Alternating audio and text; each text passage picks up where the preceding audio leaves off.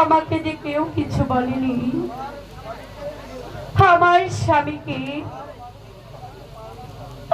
আমি হয়তো আর মানুষ করতে পারলাম না।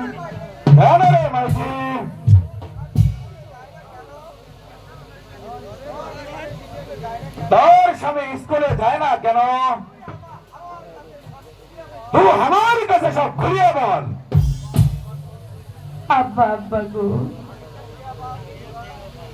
আমি যে উড়িয়ার পাঁচ ঘোড়া হাত জরির জামা কোথায় পাবো? এটা যে সাইদ বাদশার হুকুম। জরির জামা আর উড়িয়াবাজ ঘোড়া না নিয়ে গেলে আমার দাদাকে যে আর ঢুকতে দেবে না। ঠিক আছে রে মাইজি, ঠিক আছে। এই জন্য তুই কোনো চিন্তা করিস না।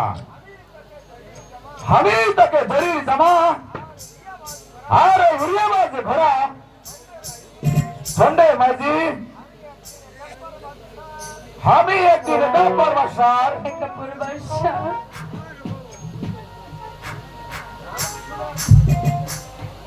নাম শোনার সাথে সাথে তুই চমকে উঠলি কেন রে মাইজি?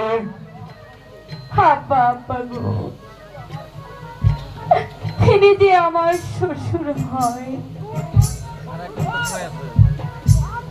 তোর শ্বশুর হয়?